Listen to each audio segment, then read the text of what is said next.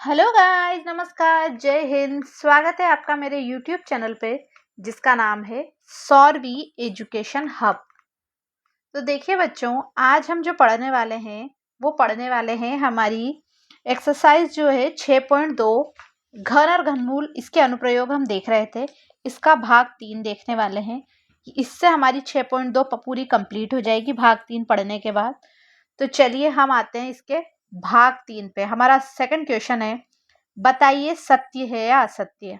हमें कुछ सेंटेंस दिए गए हैं, हमें उनको देखना है, समझना है और ये बताना है कि वो सत्य है या असत्य। देखिए, पहला है, किसी भी विषम संख्या का घन सम होता है। अब देखो, मैं आपको पूरा सॉल्व करके ही बताऊंगी। विषम संख्या क्या क्या होती है हमारी? 1, 3, 5, ये विषम संख्याएं हैं। अब इनका घन यानी क्यूब क्या बोला है? सम संख्या है। करके देखते हैं। 1 इंटू 1 इंटू 1, एक ही होता है एक का घन।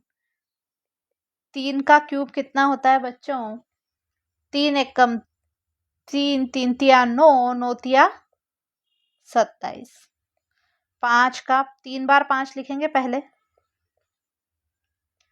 तो ये कितना हुआ? 5 पंजे 25, 25 पंजे 125। इन तीनों को देखिए बच्चों, आप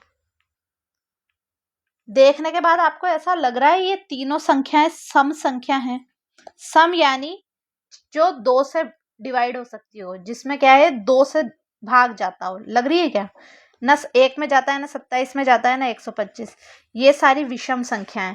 तो इसलिए हम क्या लिखेंगे कि जो इसका आंसर है हमारा वो क्या है? असत्य। ये मैंने एग्जाम्पल आपको बताए थे, पहले एग्जाम्पल बताएं ताकि आप कंफ्यूज नहीं हो। ठीक है बच्चों, अब आते हैं हम अपने दूसरे क्वेश्चन पे। इसके ये भी एक स्टेटमेंट दिया गया है, एक पूर्ण घन 2 शून्यों पर समाप्त नहीं होते। क्या है क्वेश्चन? एक पूर्ण घन 2 शून्यों पर समाप्त नहीं होता है। तो देखिए बच्चों, ये सत्य है या असत्य मैं अभी आपको बताती हूँ। पहले हम वही एग्जाम्पल करेंगे। हमने ले लिया 10, एक जीरो है ना इसमें, इसका करा क्यूब।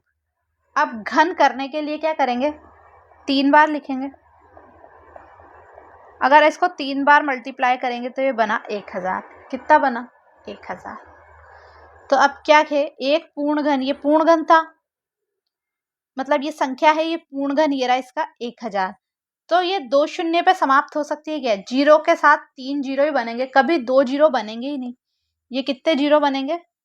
घन करेंगे अगर जीरो वाली संख्या का तो कितने बनेंगे? 3। तो इसलिए हमारा इसका आंसर क्या है? ये लाइन उसने सत्य बोली है, कभी भी 2 शून्यों पर समाप्त नहीं होते। ठीक बच्चों, अब हम आते हैं इसका थर्ड पॉइंट। यदि किसी संख्या का वर्ग 5 पर समाप्त होता है तो उसका घन 25 पर समाप्त होता है। ये बात सत्य है ही नहीं, ये हमें बताना है। तो देखो,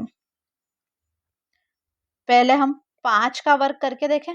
5 का वर्ग कितना होता है? 5 इंटू 5 यानी 25। अब क्या बोला है? उसका घन। अगर हम ये 5 का घन करेंगे, घन यानी क्यूब, 5 इंटू 5 इंटू 5, 5 पंजे कितने होते हैं? 25, 25 पंजे 125, 125 ही होता है ना बच्चों। ठीक है, अगर आप हमें देखिए बच्चों 15 का घन करें, 15 इंटू 15 इंटू 15, ये करना। ये क्यों कर रहे हैं हम? क्योंकि हमें क्यूब देखना है। क्या देखना है बच्चों? क्यूब। घन देखने हैं। संख्या क्या है? किसी संख्या का वर्ग 5 पे समाप्त होता है। ये वर्ग हो गया 5 पे समाप्त। तो उसी सेम संख्या, इस सेम संख्या को उठाया, इसका घन 25 पे समाप्त होगा। देखो ये तो सही निकल रहा है। अब हम क्या कर रहे हैं? 15 करके देख रहे हैं। अगर हम 15 का 3 बार मल्टीप्लाई करेंगे तो कितना आएगा? करके देखो बच्चों। 3 3 7 5, हाँ यही होगा। मल्टीप्लाई आप लोग भी कर लो। तो क्या ये 25 पे एंड हो रहा है क्या? ये 25 है क्या? नहीं है। ये कितना है? 75। कितना है ये? 75। तो यानी ये 25 पे समाप्त नहीं हो रहा है। तो इसलिए इसके लिए आंसर के लिए क्या लिखेंगे? कभी भी है ना, एक अगर सत्य असत्य सोल्व कर रहे हैं तो एक चीज से प्रूफ नहीं होता है। आप 2-3 बार करके देखो, इसमें हो रहा था, इसमें नहीं हो रहा था, लास्ट में देखेंगे अब नहीं हो रहा है।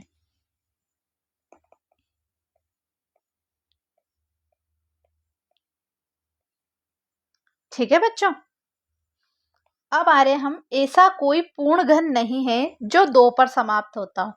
तो देखिए बच्चों, 2 का घन करेंगे, 2 का क्यूब कितना होता है? अगर मैं ये 2 का क्यूब करूं तो कितना होगा? 2 इंटू 2 इंटू 2, यानी 2 दूनी 4, 4 दूनी 8। ये तो सही है। अगर मैं 12 का क्यूब करूं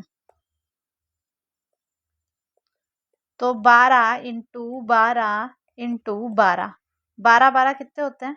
144। 144 को अब 12 से मल्टीप्लाई करेंगे। 12 का 12, 24, 32, 36, 12 चौक 48। यहाँ बचा 4, 12 चौक 25, 25, 12 चौक 48, 49, 50, 51, 52, 4 हाथ से लगा तो 52, यहाँ 5 बच गए। 12 एकम 12, 13, 14, 15, 16, 17। कितने बच्चे हैं? 17। तो यहाँ क्या आया? 17, 28। तो ये भी 8 पे समाप्त हो रहा है। क्या बोला? ऐसा कोई पूर्ण घन नहीं है जो 8 पे समाप्त। देखो 2 तो हो ही रहा था, मैंने 12 भी करके देखा तो वो भी काय पे समाप्त हो रहा है? 8 पे। तो ये सत्य है या असत्य है? क्या है बच्चों? असत्य है बोल रहा है। ये जो क्वेश्चन में बोला है वो क्या बोला है? असत्य। ऐसा पूर्ण घन है, 2 में मिल गए। अब 2 मिल गए तो इससे आगे भी मिल जाएंगे। ठीक है बच्चों, अब आते हैं हम 5वें क्वेश्चन पे। 2 अंकों की संख्या का घन 3 अंकों वाली संख्या हो सकती है क्या? देखो 2 अंकों की संख्या कुछ भी ले ली, 10 ले लेते हैं, सोल्व करना इजी होता है। 10 का क्यूब हमने पहले भी निकाला था, 1 2 3, यही होगा।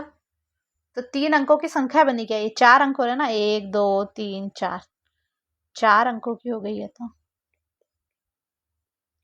ऐसे ही अगर हम 2 अंकों की संख्या 11 ले लें तो 11 इंटू 11 इंटू 11। ठीक है, इसको भी सोल्व करना। आप कौन सी संख्या बनेगी? 4।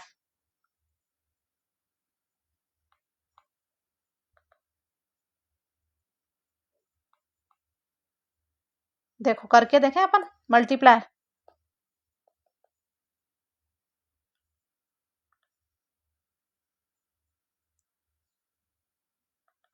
करके देखें तो देखो 11 11 हुआ, 121, 121 को 11 से गुणा करा, ये पहले इसको करा है। 11 एकम 11 हासिल का 2, 11 दूनी 22, 23, 24 हो गए, फिर हासिल का 2, 11 एकम 11 22, 23। तो ये भी कितने अंकों की संख्या बनी? ये भी कितने अंकों की संख्या बनी? 4 अंकों की। हो सकती है क्या? नहीं हो सकती। तो इसका आंसर क्या है हमारा? असत्य।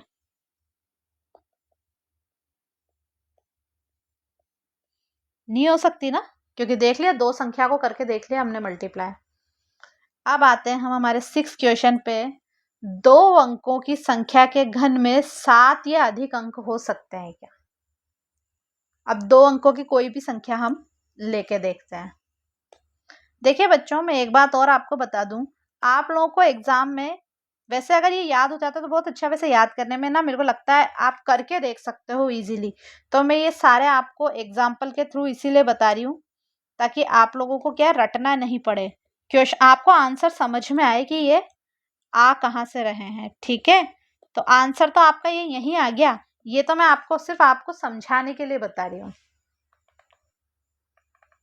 अब हमारा 6 क्वेश्चन क्या है कि 2 अंकों की संख्या में के घन में 7 या अधिक अंक हो सकते हैं क्या? तो देखो 2 अंकों की बड़ी संख्या ले लूं, 99 का क्यूब करें तो आप 99 को क्यूब करके आप मल्टीप्लाई कर सकते हो, 99 इंटू 99 इंटू 99।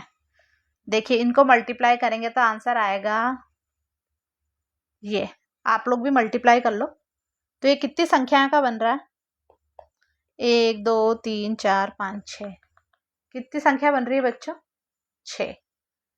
अब इसके बाद तो ये हाईएस्ट है 2 अंकों की संख्या। अगर इसके बाद हम देखेंगे तो ये तो 3 अंकों की संख्या बन गई। 3 अंकों की संख्या में तो अपने आप बढ़ सकता है, तो 2 अंकों की में तो 6 से ज्यादा आ ही नहीं सकता ना। 6 से अंक आ सकते हैं 6, तो ये भी क्या है? असत्य है। असत्य है, क्योंकि 2 अंकों की सबसे बड़ी संख्या ही देख ली हमने। तो 2 अंकों के इसके बाद अगर आई नहीं तो फिर 3 अंकों की संख्या लेनी पड़ेगी।